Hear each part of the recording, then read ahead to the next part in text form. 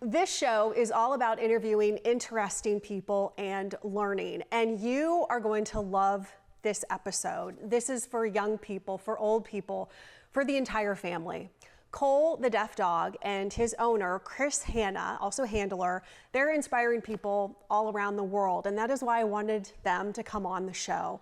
Cole, the deaf dog, well, videos about him, they have gone viral all around the world, and that is why I wanted them to come on. Cole also has a huge social media following, so here they are, Cole and Chris Hanna, also a music teacher as well. So both of you, welcome to the show. Thanks for coming on. Thank you. Thank you very much for having us. Yeah. Chris, tell me first off, tell me before, we kind of get into the story, where are you joining me from right now? I am in my music classroom. We just finished our school day in Vineland, New Jersey. And I love your background. It truly is a classroom, a wonderful classroom filled with a lot of great things. Thank you. It's turned less into my classroom over the last 7 years, and it is definitely Cole's room, no doubt. So you guys got on my radar because of this viral video, because of this birthday video, and kind of before we get into that, I just kind of want to talk a little bit about what was your life before Cole, and what happened like before you adopted him. Why did you want to adopt a dog in the first place? I've always loved my job as a music teacher. It's something I've wanted to do since I was 8 years old, and it's such a wonderful career, and I truly adore my students and what I do.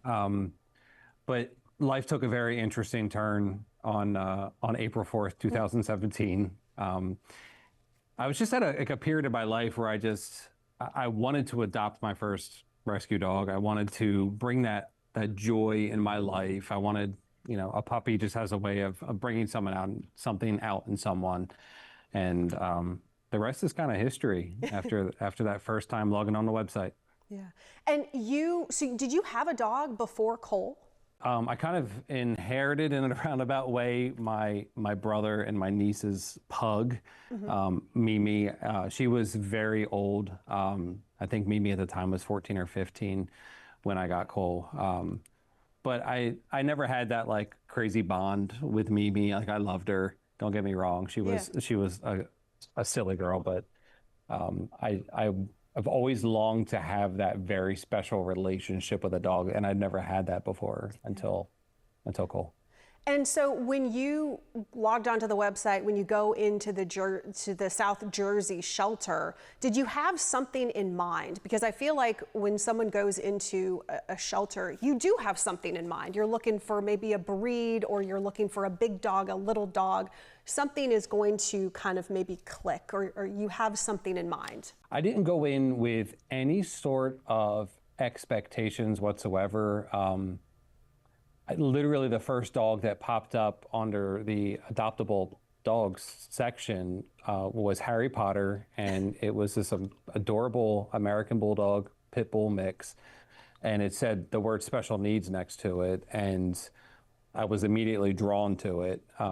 I have a nephew who is deaf. I have a niece who has passed away, but she had Down syndrome.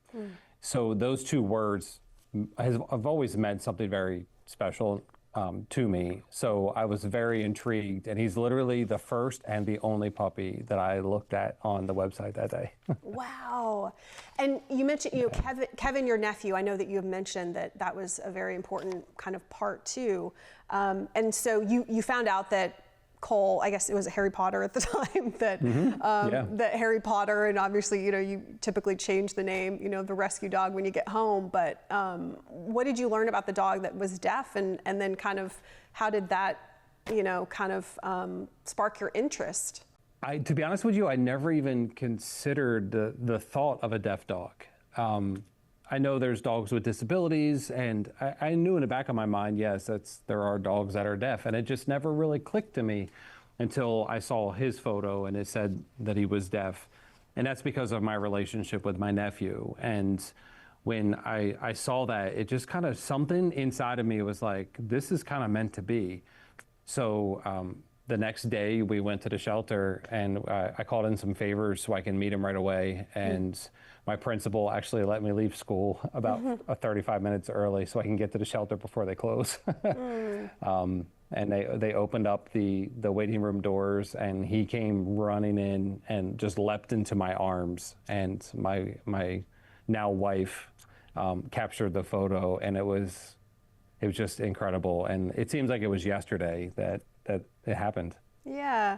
And you too, I looked up some stats. I mean, not only is the dog deaf, but also, I mean, it's a pit bull mix. And so, I mean, you have like 2 strikes against this dog in a rescue where 5 to 6% of the total dog population is like a pit bull.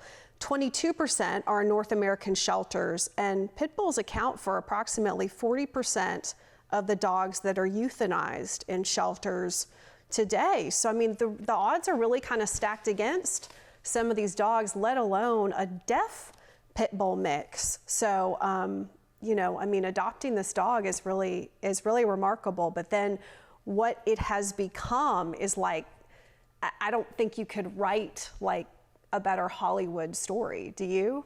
What makes us unique, and everybody that meets us always says, you two are so genuine together, and they just see the way we are with one another, the way we are in the presence of one another. But it's so organic, and like this entire journey, I never believed in fate or destiny until this whole thing started to unfold. You know, my nephew meeting him for the first time, and the excitement in his eyes, my students meeting him for the first time. It's like literally one organic step after another that have created this story that is just, it's nothing I could have ever planned for. I get emails every day, people asking me, how can I do what you do? And it's, I can't answer that, because this has happened because something made all of this, and the stars aligned, and everything just came about in such a powerful and very unique way. It's a once in a lifetime opportunity. And it's nothing that I could plan for. And I think that's what makes it so different, is that you can see it in everything that we do. And, you know, our lives on social media are the lives we lead every day. Like, there's no staging, this is who we are, this is what we do, this is what we believe in, and this is what we become. And, you know, that's something that the world, I think, kind of needs more of. Yeah, I do too. I honestly, I think that's why, you know, that birthday video, I think that is why it went viral too. I mean, it was just such a positive video, and something that made, when I saw, I cried, just tears of joy because it was just so sweet. And I think that is something that the world needs more of. So you take him home, and then, I mean, did you know sign language before? I mean, I know that you had a nephew, obviously Kevin is deaf, but I mean, did you know sign language before this? And how do you even begin with a dog who is deaf? I knew some sign. My nephew's older sister, who had Down syndrome, that had passed away when she was 12, we used sign with her to help her verbal skills. So we kind of learned those even before my nephew was born. And then when my nephew kept growing and he became more and more fluent with sign, my nephew has dual cochlear implants. Yeah. So he is fluent in ASL, but doesn't always utilize it. He's kind of back and forth with his communication. I'll never forget the day I told him, I was like, buddy, I met this dog today he was born deaf. He can't hear. And he's like, and my nephew was 9 at the time, and he said, wait, the dog was born just like me. And he runs over and he grabs a tablet of paper and he writes, I think it was 30 signs that we had to teach him. And some of them were like really great, like sit, stay, lay down. Some funny ones like Sonic the Hedgehog, because my nephew loves Sonic, Transformer, like different funny ones too. But the spark that I saw in my nephew's eye is the part that I think just solidified all this. And I hadn't even brought the puppy home yet. The puppy was still at the shelter for about a week and a half because he had to get neutered and all the logistics of bringing the dog home. But it was incredible. And then it was good because I took that week and I kind of really researched, what is my life going to now become, because it all happened so fast. I looked at the dog on the first day, I met him the next day, and we fell in love and knew immediately that he was going to be part of our family. So it wasn't like I did tons of research ahead of time before committing to it, but I just knew in my heart like we were the right people for this amazing creature. So we did a lot of research about deaf dogs, what to expect. And to be honest with you, pretty much everything that we read was kind of the opposite of what took place. Oh, really? Well, and yeah. the other thing too is that you can sign to a dog. That's the other thing that I mean, like, you know, that you can sign. And I'm trying to think back too, where even just like with your own, for myself, like a dog who can hear, you do things where you are like you're taking a treat. You're putting it down, sit, you know, I mean, you're doing literally, you know, hand motions that, it is a very physical kind of a training when you do bring a puppy home. So I wonder if there's also some of that also that kind of comes into play as well, aside from sign language. I don't know. I mean, you went through it. So when we got, and I tell everyone that when you train a dog, you should always train them with hand signals. Yeah. Because when we have one hearing dog, we have 4 deaf dogs, but 1 hearing dog, and our hearing dog is trained with all the same signs. Now, we recommend using hand signals, not using American Sign Language. Got it. We took it to an extreme because of the ambitions that we have. Can a dog learn American Sign Language? Yes, Cole's proof of that. However, it is much, much more difficult. When Cole first came home, before we started his formal training, everything was very simple hand signs.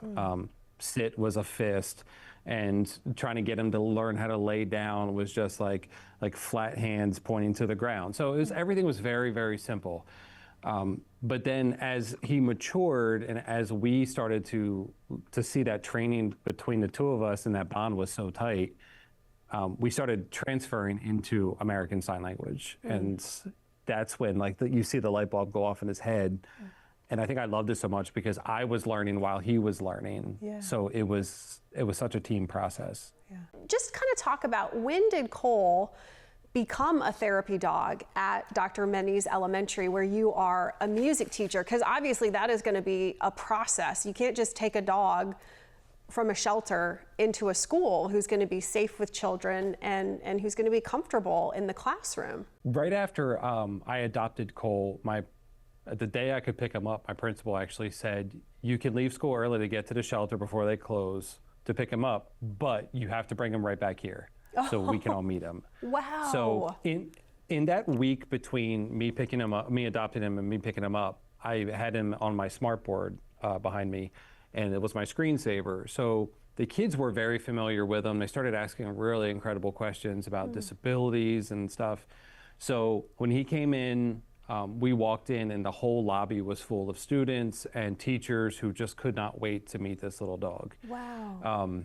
So they would ask us to bring him for different evening events. And he was about 5 months old when we got him, a little bit less maybe. And he just had this really special way of his love for children and his love for people. And then we trained for a little over a year before he took his certification test. And it's quite a process. We actually had a really hard time getting a company to certify us. There's a few national organizations, and one of them, the first one we contacted, did not want to test him because he was deaf. They said he wouldn't be able to pass the evaluation. The second one was because he was a pit bull. And the third one, who we are with, gave us the opportunity with open arms. And we were so prepared for that evaluation, because if you don't pass, you have to wait quite a bit of time.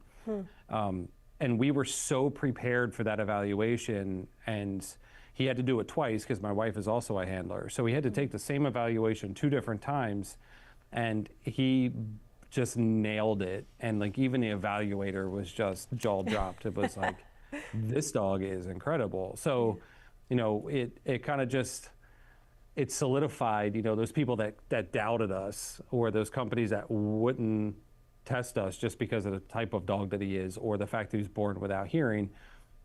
It just made us work even harder, and that started the journey. And then that following September, my principal asked if I would bring him in, and I was like, yeah, I'll bring him in like one time a week, maybe in the afternoon. And that lasted one day. He was here for the first day of school, and the first day of school in elementary school is so emotional. Kids are crying everywhere. They miss their families. That year, for the first time in my career, I saw no one crying. Like, he was out of the buses, and the kids are coming off the school bus, and the first thing they see is this dog that they had met, heard of, and he's sitting there waiting for them with his therapy dog vest on.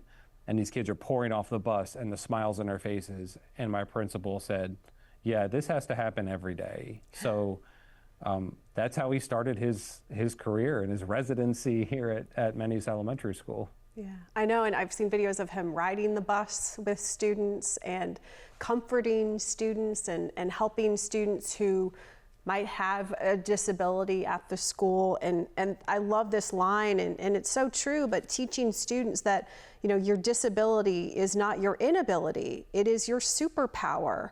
And, you know, Cole is educating students about what discrimination truly means. And it's really amazing that they're learning all of this at such a young age, but it is, it's truly empowering. And I think it's incredible what you guys are doing. And those kids are pretty special that they get to learn from Cole, and obviously learn from you too, Mr. Hanna, because that's amazing. We've learned to take so many things about Cole's life journey and just turn it into discussions with kids. And sometimes I have the best discussions with a 5-year-old. And then, like earlier today, my 5th graders, and they were asking about, is Cole going to be part of our concert this year? Because he's always part of the Christmas programs. So I'm like, yeah, buddy, they just got he got a new elf costume because we're singing hip hop elves. So Cole's going to be on stage with you guys. But it really, when we have like the anti-pit bull stuff that happens to us, it gets kind of intense at times. And I turn it around, and it kind of backfires in these anti-pit bull organizations, because now all I do is I talk about discrimination, and it's in a way that kids can truly understand it and grasp it, but in a way that they remember it and they preach it themselves. So, for example, we had a viral video, and all of a sudden I started getting the emails about that dog is going to do this and that dog is going to do that, and who would ever let this dog around children? Ugh. I tell the kids about it, and I show them if it's, you know, appropriate to show them. But what I see is the way that they get so mad and they get so angry that somebody's picking on their boy, that they turn it around and they're like, how can we change this? And I know that they're never going to judge something by its cover. So it makes every bit of it so special, just because these kids are grasping this in a way that I can't plan for this. Like, it's a teacher's dream, really. Yeah. You know. Yeah, I mean, I guess that would be the negative side of social media, and a negative, you know, side of some of that. But I would imagine that the positivity has totally outweighed, you know, the negativity. Would you say that is the case?